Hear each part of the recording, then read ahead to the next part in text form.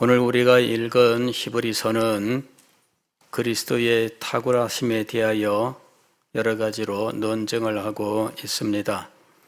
그리스도는 천사보다 탁월하며 모세보다 탁월하며 아론의 대제사장 직보다 탁월하시다라고 말씀합니다. 또한 그리스도께서 친히 희생 제물이 되신 것은 구약시대에 드렸던 모든 희생 제물보다 탁월한 것이었다 하는 것과 그리스도를 통해 세워진 새 언약은 옛 언약보다 탁월하며 그리스도의 몸으로 친히 세우신 성전은 옛 성전보다 탁월하다라고 말씀합니다. 이렇게 그리스도의 탁월하심을 논증하는 이유는 그리스도께서 우리에게 주신 구원의 탁월함을 증명하기 위해서였습니다. 오늘 우리가 읽은 성경 말씀은 그 가운데에서도 대제사장직의 탁월함에 대해서 말씀하는 내용입니다. 대제사장은 이스라엘 역사에서 가장 탁월하고 또 가장 영광스럽고 거룩하고 존귀한 직분입니다. 이 대제사장이라고 하면 그의 의복에 있어서 의식에서의 역할이나 생활의 여러 가지 모습에 있어서 다른 이스라엘 백성들이 따를 수 없는 아주 특별한 지위를 가지고 있었는데 그의 옷은 다른 제사장들보다 더 탁월하고 아름답게 지어져 있습니다. 또한 그는 결혼할 때에도 처녀와 결혼을 하고 재혼할 때에도 그는 반드시 처녀와 결혼을 해야 했다 하는 것입니다.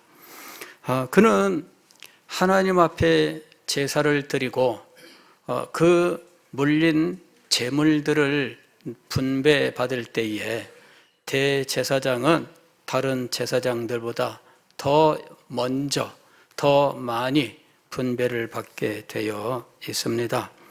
대제사장은 이스라엘 역사에서 이렇게 아주 탁월한 존재였습니다. 이유는 하나님 앞에 모든 백성들을 대신하여 나아가며 이 백성들을 위하여 하나님 앞에 제사를 드리는 존재이기 때문입니다. 그러나 히브리서 5장은 이와 같은 대제사장직에도 한계가 있음을 말씀하고 있습니다. 그는 먼저 1절 말씀을 보면 사람 가운데에서 선택되었다라고 말합니다.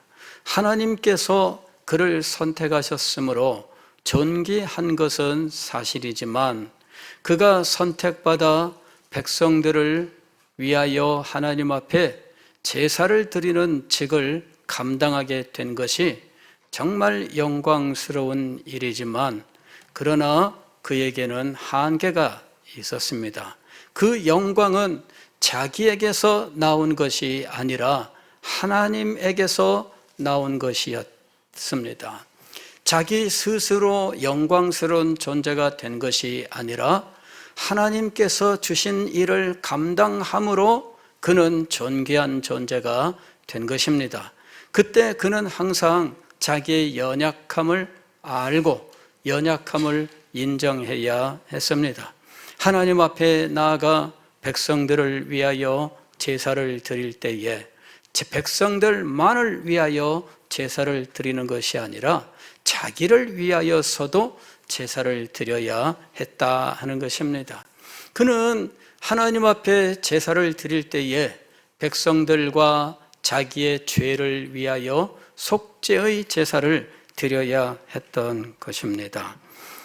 그는 하나님께 부름을 받았고 하나님께서 주신 일을 감당함으로 존귀한 존재가 되었지만 그러나 그 존귀와 영광은 자기에게 속한 것이 아니며 자기 스스로 취한 것도 아니었다라는 것입니다. 이런 아론의 후손들이 갖는 대제사장직의 한계와는 달리 그리스도의 대제사장직은 비교할 수 없이 탁월한 위치를 가지고 있는데, 먼저는 그가 하나님의 아들로서 이 일을 감당하게 되었다는 것입니다. 히브리서 5장 5절 말씀을 보면 너는 내 아들이니 내가 오늘 너를 낳았다, 이렇게 말씀하는 이 시편의 말씀을 가지고 그리스도는 하나님께 낳음을 받은 존재라고 말씀하고 있습니다. 아론의 후손은 아론으로부터 태어난 존재들입니다.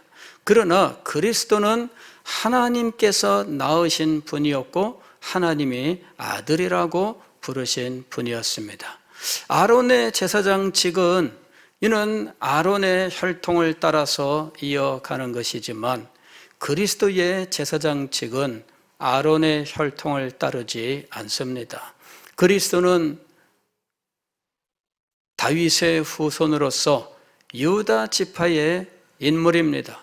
그런데 유다 지파 분으로서 대제사장이 될 수 있는가? 율법을 따르면은 불가능합니다. 그러나 율법을 주신 하나님께서 아론의 후손이 아닌 가운데 대제사장직을 주신 겁니다. 그래서 그 대제사장직을 멜기세덱의 반차를 따르는 대제사장이라고 이야기한 겁니다.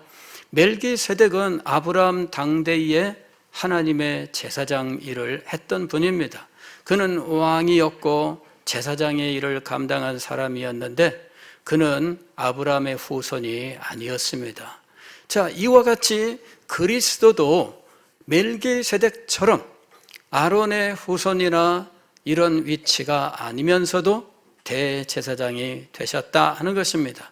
그의 그 제사장직은 멜기세덱, 즉 아론의 조상인 아브라함이 11조를 드렸던 제사장 멜기세덱의 반차를 따르고 있으므로 그의 제사장직은 탁월하다라고 말하는 것입니다. 자, 그런데 오늘 우리가 읽은 성경 말씀은 이렇게 탁월하신 분이 어떤 태도를 가지고 어떤 일을 행하셨는가 하는 것을 우리들에게 말씀하고 있습니다. 먼저 7절 말씀을 보면 그리스도의 경건에 대해서 말씀하고 있습니다. 그는 육체에 계실 때에 자기를 죽음에서 능히 구원하실 이에게 심한 통곡과 눈물로 간구와 소원을 올렸고 그의 경건하심으로 말미암아 들으심을 얻었느니라. 저는 처음 이 성경을 읽었을 때에는 하나님 앞에 기도할 때 심한 통곡과 눈물로 기도하면 하나님께서 기도를 응답하신다라고 읽었습니다. 이건 제가 가지고 있는 선입견 때문이었습니다. 제가 보고 듣고 또 교회에서 가르침받은 바로는 하나님 앞에 눈물로 통회하며 부르짖으면 응답된다라는 것이었습니다. 그래서 성경을 읽을 때 그 생각이 성경의 말씀을 잘못 읽게 만드는 겁니다. 그는 육체에 계실 때에 자기를 죽음에서 능히 구원하실 이에게 심한 통곡과 눈물로 간구와 소원을 올렸고 들으심을 얻었느니라. 근데 빼먹은 게 뭐예요? 여기서 빼먹은 게 뭡니까? 그의 경건하심으로 말미암아 들으심을 얻었느니라. 심한 통곡과 눈물 때문에 응답을 받은 것이 아니라 경건하심 때문에 응답받았다라고 말씀하고 있는 것입니다. 어느 날 성경을 읽다가 이것을 알게 되었습니다. 심한 통곡과 눈물로 기도하면 응답받는다라는 선입견이 있어서 성경을 읽을 때에 성경 그대로 읽지 못하고 있었구나 하는 사실을 깨닫게 된 겁니다. 성경은 심한 통곡과 눈물이 기도 응답의 길이라고 가르치지 않습니다. 경건, 즉 하나님께 대한 그의 태도입니다. 경건은 마음의 태도가 있고 행실의 태도가 있습니다. 이 마음의 태도와 행실의 태도가 확실하게 세워져야 됩니다. 하나님과 자신의 관계가 바로 세워지고, 그리하여 하나님 앞에 가져야 되는 진정한 마음의 자세가 있으며 그 마음으로부터 나오는 그의 행동의 태도가 있습니다. 이것이 합하여 경건을 이루게 되는 것입니다. 어떤 사람들은 기도와 찬양과 이런 것들을 경건이라고 이야기합니다. 그러나 그것은 외적인 거예요. 먼저 그 마음이 준비가 돼야 되는 것입니다. 하나님 앞에서 마음이 준비가 되지 않으면 이는 경건의 모양만 있고 경건의 형식만 있는 것입니다. 경건의 내용, 경건의 참된 능력은 없는 것이지요. 지금 심한 통곡과 눈물도 마찬가지입니다. 심한 통곡과 눈물이 나오게 되는 이유는 무엇일까요? 많은 경우에는 자신의 삶에 서러움이 북받쳐서 눈물을 흘리고 부르짖게 됩니다. 이것이 진정으로 하나님과의 관계에서 나오는 것입니까? 하나님께 경건하다라고 하는 것은 마음의 태도와 행동의 태도가 있는데, 마음의 태도가 없이도 눈물을 흘릴 수 있는 것이 인간입니다. 마음의 태도가 바르지 않으면서도 부르짖을 수 있는 것이 인간입니다. 자기가 목표를 정하고 부르짖을 수 있습니다. 저도 산기도를 다닐 때에는 그런 이야기를 많이들 들었습니다. 오늘 밤에 올라가면 나무 뿌리 하나 뽑아 내려오자, 이런 식으로. 물론 이거는 비유지요. 근데 올라가서 제가 한번 해봤습니다. 나무를 붙들고 주여! 끄떡도 안 하는 거 있죠. 너무 두꺼운 걸 붙들었나? 그래가지고 이번에는 그 옆에 조금 가느다란 거 붙들고 주여! 끄떡도 안 합니다. 여러분, 그래가지고 제가 이 나무 뿌리를 뽑는다는 것이 얼마나 어려운지, 실제로 뽑은 사람이 있을까? 저는 아마 어제 심은 나무 뽑으면 몰라도 이게 보통 어려운 문제가 아닙니다. 못 뽑을 거예요. 못 뽑을 거예요. 제가 우리 여기 옆에 화단, 이걸 새로 하기로 작정을 하고, 옛날에 심었던 이 나무들 모양도 안 좋고 이 화단으로서 하기에는 좀 문제가 된다 판단을 해서 제거하려고 하는데요. 오전 내내 3명, 4명이 달려들어서 해도 뿌리를 다 못 캤어요. 엄청나더라고요. 이게요, 삽질 몇 번 하고 곡괭질 몇 번 하면 갑자기 저혈당이 오는 거 있죠. 삥 돌고. 근데 젊은 사람들도 이걸 힘을 못 써요. 그래서 나무 뿌리 이거 보통 문제 아닙니다. 목표를 정하고 올라갔습니다. 나무 뿌리를 뽑자. 이게 기도에 목표가 있어요. 그러나 기도에는 목표보다 더 앞서는 것이 있습니다. 그게 무엇일까요? 하나님께 대한 마음의 태도예요. 그게 바로 경건입니다. 경건이 없이 하나님 앞에 기도할 수 있을까? 할 수 있습니다. 그러나 그 기도는 응답받는 기도는 아닙니다. 지금 예수님께서 심한 통곡과 눈물로 간구와 소원을 하나님 앞에 기도했습니다. 그러나 응답은 무엇 때문에 온 것입니까? 경건하심 때문에 온 것입니다. 여기서 그리스도의 경건에 대해서 말씀하고 있습니다. 하나님과의 관계를 먼저 깊이 알고 있습니다. 하나님은 나의 아버지요, 나는 그의 아들이다. 나는 하나님의 뜻을 따라 보냄을 받았으며 그 뜻을 양식으로 삼아서 하나님의 뜻을 성취해야 된다라고 하는 이 분명한 인식을 예수 그리스도께서 가지고 계셨던 것입니다. 그리고 언제나 무슨 일을 하든지 하나님 앞에 기도함으로 그 모든 일들을 감당했습니다. 제자들을 부를 때에도 밤새도록 기도하고 12제자를 부르셨고, 그분은 수시로 하나님 앞에 나아가서 틈나는 대로 기도하셨습니다. 그것이 바로 그리스도의 경건하심을 보여주는 것들입니다. 그리스도의 이 경건 때문에 그리스도의 기도는 능력 있는 기도였습니다. 자, 8절에는 굉장히 놀라운 말씀이 기록되어 있는데, 그가 아들이시면서도 받으신 고난으로 순종함을 배워서라고 말씀하고 있습니다. 그분이 순종을 배웠다라고 이야기하는 것입니다. 아들이시더라도 고난을 통해서 순종을 배웠다. 여기서 그리스도는 순종을 배우심으로 순종을 하는 분이 되셨고, 그리하여 자기에게 순종하는 자들을 진정으로 구원하셨다라고 말씀하고 있습니다. 자, 우리는 여기서 알 수 있는 것이 무엇이냐면은 순종은 부끄러운 것이 아니다 하는 것입니다. 그리스도께서 순종하는 분이 되셨다라는 것은 이 순종이 얼마나 가치 있고 영광스러운 일인지를 보여주는 겁니다. 교회에서 순종하라 가르치면은 성도들이 거부하는 어떤 것이 있다고 제가 말씀을 드렸습니다. 순종하라 하면은 거부하는 무엇인가가 이 속에서 작용을 합니다. 그때 진정으로 이걸 받아서 아멘, 순종하는 자가 되겠습니다 라는 이런 분들이 얼마나 있을까?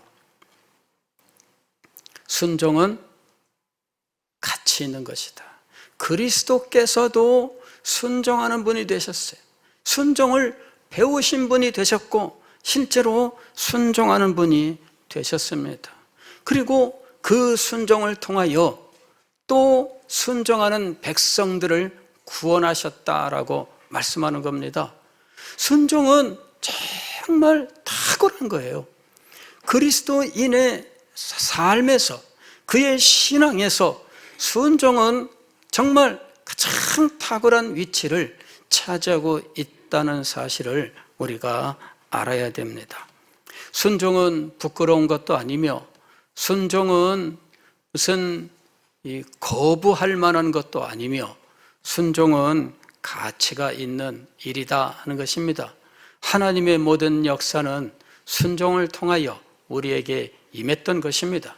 성경을 관심을 가져가 한번 읽어보세요. 순종이라고 하는 제목을 가지고 성경을 읽어보세요. 그러면은 성경이 순종을 가르치는 책이다라는 것과 하나님은 순종하는 자들을 통하여 큰 일을 이루셨다라고 하는 사실을 발견하게 될 겁니다.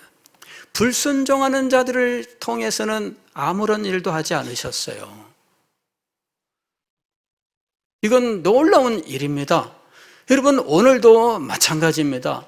오늘도 우리 삶 속에서 하나님의 놀라운 일이 일어난다면 우리가 순종할 때일 것입니다. 우리 교회가 하나님의 놀라운 은혜를 받는다면 성도들이 하나님 앞에 순종할 때일 것입니다. 우리가 이 시대를 이기기 위하여 정말 하나님께서 사용하시는 능력 있는 교회가 되기를 원한다면 우리 교회는 무엇보다도 하나님의 뜻에 순종하는 교회가 되어야 할 것입니다. 그런데 오늘 이 말씀에서 우리가 정말 새롭게 깨닫게 되는 것은 무엇이냐 하면 순종은 배우는 것이다 라는 사실입니다. 오늘 말씀을 보면 이렇게 되어 있죠. 그가 아들이시면서도 받으신 고난으로 순종함을 어떻게 했다고요? 배웠다라고 말씀합니다. 순종은 성품이 아닙니다. 저는 보면은 어떤 사람들은 참 굉장히 고분고분한 사람들이 있습니다. 어떤 사람들은 고분고분하지 않고 꼭 말 끝에 반발하는 이런 분들도 있지요. 그래서 이것은 성품이나 성격에 해당하는 것처럼 생각하기가 쉽습니다. 그러나 순종은 성품이 아닙니다. 어떤 사람이 말에 꼭 말 끝에 이것저것 핑계를 대고 뭔가를 달고 그래서 꼭 그 말을 어기고 이러는 사람이라 할지라도 그가 진정으로 그리스도를 만나고 하나님을 체험하고 나면 그 다음에 이 사람이 변화되는 것을 볼 수가 있어요. 저는 그런 사람들을 참 많이 봤습니다. 누구의 말도 듣지 않던 사람인데 하나님을 만나고 그리스도를 마음에 모신 후에 이 사람이 변화가 되고 그 다음부터 얼마나 순종하며 사는지 그 사람이 맞아 놀라운 변화가 일어납니다. 그런데 그가 그렇게 변화된 것은 무엇 때문일까요? 하나님을 제대로 배웠기 때문이에요. 어설프게 배우면 하나님을 이익의 재료로 삼습니다. 그러나 하나님을 제대로 알면 하나님을 이익의 재료가 아니라 자신을 하나님께 온전히 드리게 되는 것입니다. 순종을 배운다라고 하는 것은 바로 이것을 의미하는 겁니다. 순종을 배울 때 자신의 연약함을 먼저 배워야 됩니다. 자신이 얼마나 연약한지, 얼마나 보잘것없는지를 배워야 됩니다. 오직 능력의 지극히 큰 것은 하나님께 있다라고 하는 사실을 배워야 합니다. 그는 순종하기 위하여 하나님의 영광을 배워야 합니다. 순종을 위하여 하나님의 권세를 배워야 합니다. 순종을 위해 배워야 할 것들이 있습니다. 왜 순종하지 못하는가? 배우지 못해서입니다. 배우지 못해서. 진정으로 하나님을 만나고 그리스도의 이 순종하신 그의 모습을 깨닫고 진정으로 그리스도를 마음에 모셔 그분이 순종을 배워 순종하신 것들을 따라가는 사람이라면 그는 진정으로 순종을 배우고 순종을 가르치실 때에 아멘으로 화답하면서 기쁘게 순종하는 자리로 나아가게 될 것입니다. 성경을 보면은 우리에게 순종하라 하고 말씀하신 일들이 있습니다. 권세자에게 순복하라 이러는 말씀도 있지요. 왜냐하면 권세자를 통해서 하나님께서 이루실 일이 있기 때문입니다. 권세자를 통하여 하나님께서 이루실 일은 이 땅의 안녕과 질서예요. 그래서 죄로 말미암아 무한 투쟁으로 멸망하지 않고 하나님께서 권세자들을 통하여 안녕과 질서를 세워 죄로 말미암아 멸망하지 않도록 이 세상을 보존하신 겁니다. 그러면서 하나님께서 복음을 전하시고 그들에게 구원의 길을 열어주셨던 것이지요. 권세자에게 순복하라, 하나님의 뜻이 있기 때문에 순복하라고 말씀하신 겁니다. 네 부모에게 순종하고 공경하라 하고 성경은 가르치고 있습니다. 이유는 무엇이냐면은 생명의 근원이 누구인지를 알게 하시기 위해서입니다. 부모를 공경하라고 하신 이유는 생명의 근원이 누구인지를 깨닫게 하기 위해서입니다. 우리는 부모가 우리의 존재를 낳으셨다라고 하는 것은 굉장히 쉽게 인식을 합니다. 그러나 이 부모를 통해서 우리는 누구를 알아야 되느냐 하면 우리에게 생명을 주신 하나님을 알아야 됩니다. 그래서 부모를 공경하라 하신 겁니다. 하나님을 알고 생명을 주신 하나님, 생명의 근원이 되신 하나님을 알고 그분을 공경하기 위해서 하나님께서는 이 땅에 부모를 세우시고 공경하라 하셨던 것입니다. 하나님께서는 당신께서 가르치실 일들이 있고 행하실 일들이 있기 때문에 이 땅에 공경하고 순종하라 하는 어떤 대상들을 세우셨습니다. 영적 사역자들에게도 순복하라 하고 말씀하신 이유가 바로 거기에 있는 것입니다. 왜 여러분은 목사에게 순종을 해야 될까요? 목사가 무슨 대단한 권세자입니까? 그가 무슨 날 때부터 무슨 어떤 권위를 가지고 태어납니까? 그렇지 않습니다.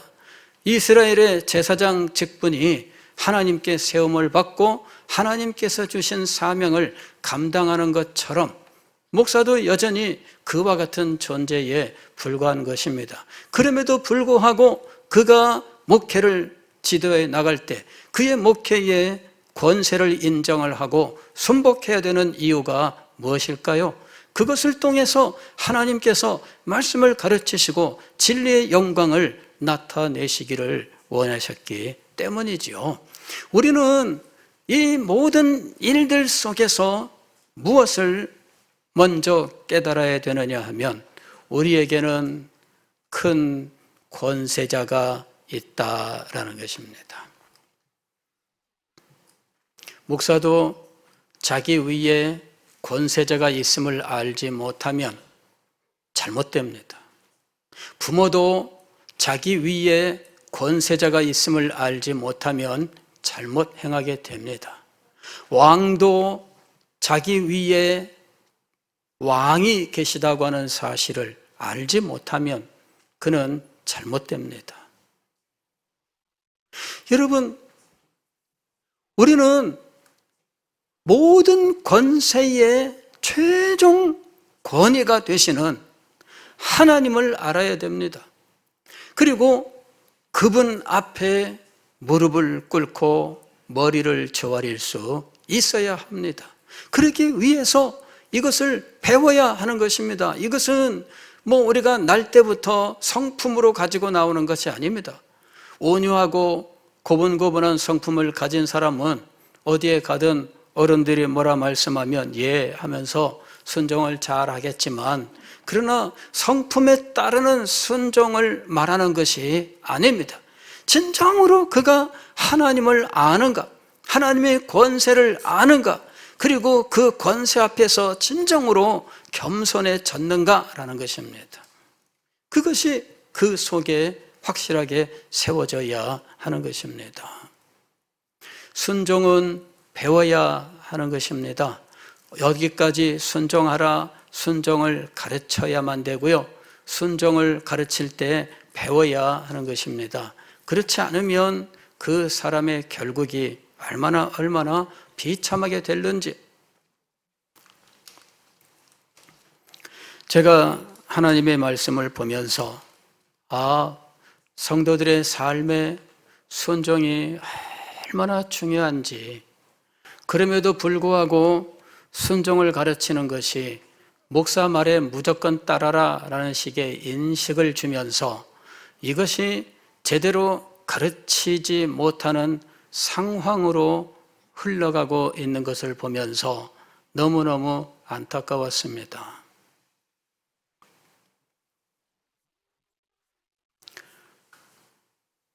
전체 시리즈 중에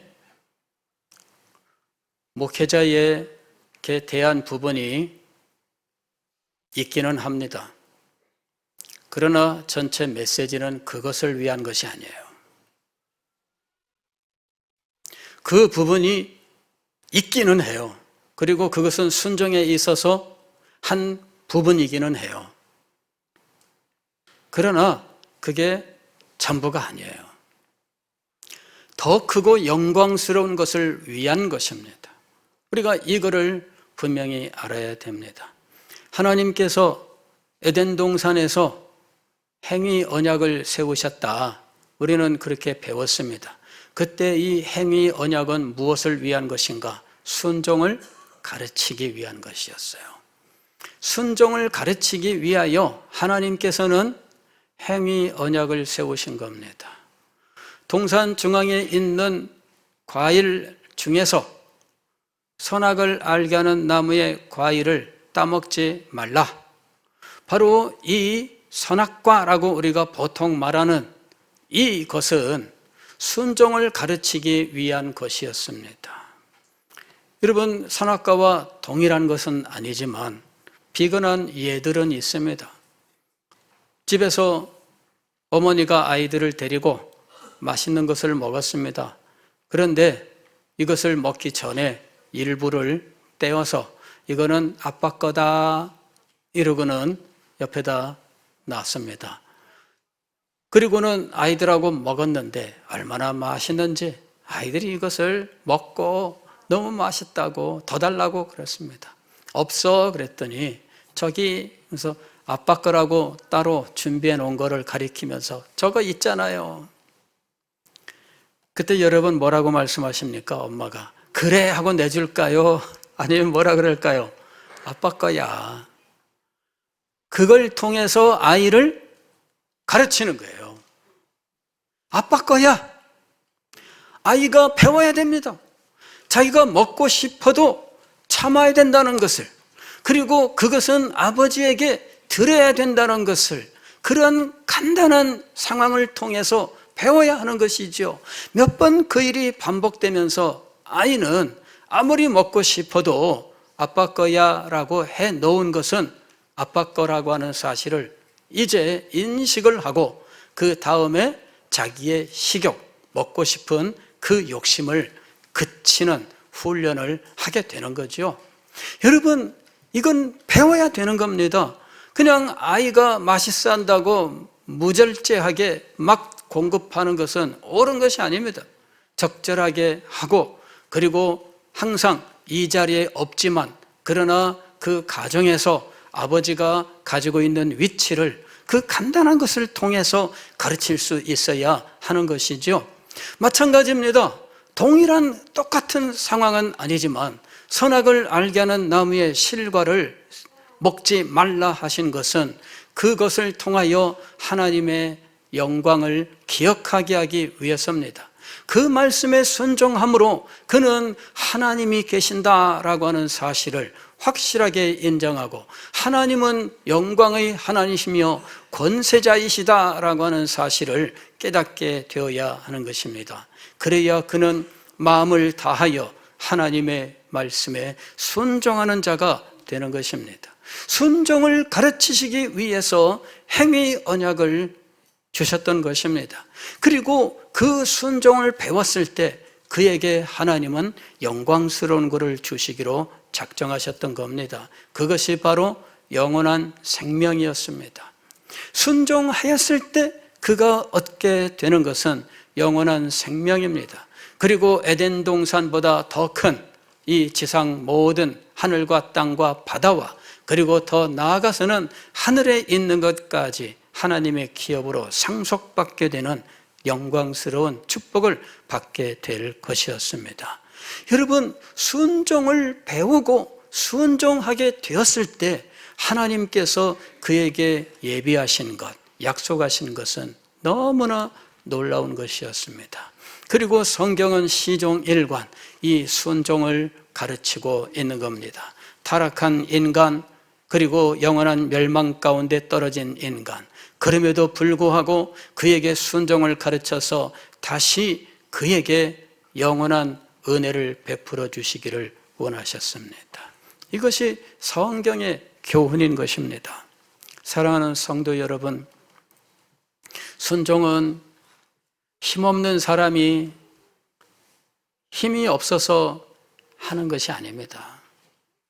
순종은 부끄러운 것이 아니에요. 저 사람이 똑똑하다고 대들 때 나는 순종하면 나는 비굴한 사람이 되는가? 그렇지 않습니다. 순종은 비굴한 것이 아니에요. 순종은 하나님을 가장 높은 분으로 내가 알고 인정하고 그 앞에 무릎을 꿇었기 때문에 행할 수 있는 것입니다.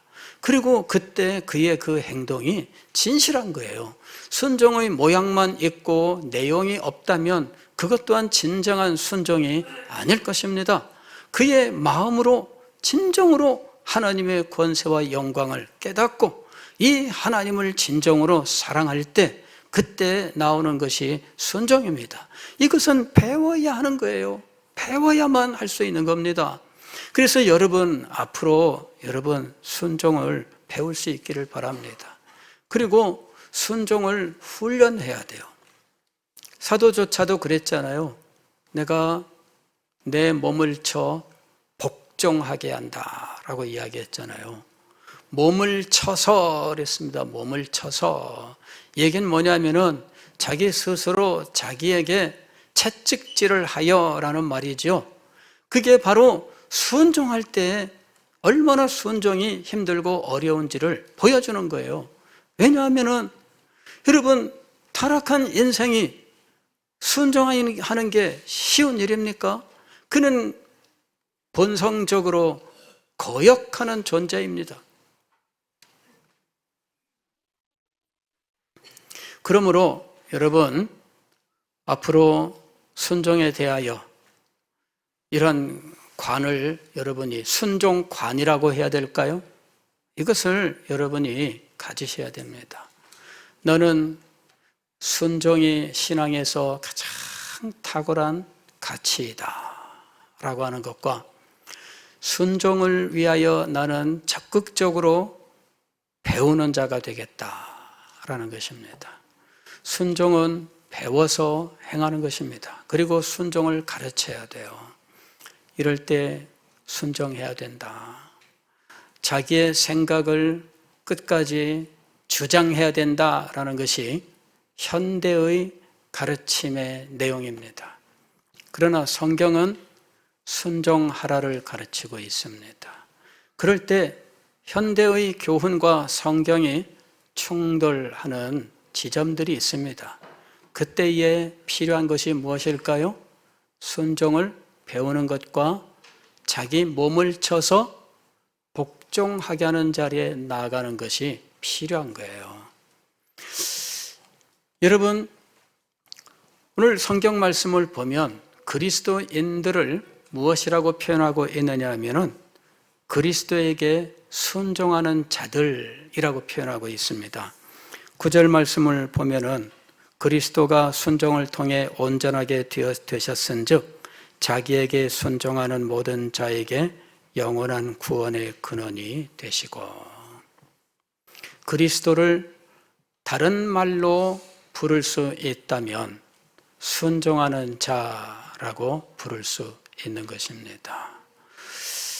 저는 이 시대에 우리 교회가 하나님의 권세 앞에 순복하고 하나님의 뜻에 순종하면서 우리에게 주신 시대적인 사명을 감당하여 이 시대를 새롭게 하고 시대를 섬기는 교회가 될 수 있기를 간절히 소망합니다.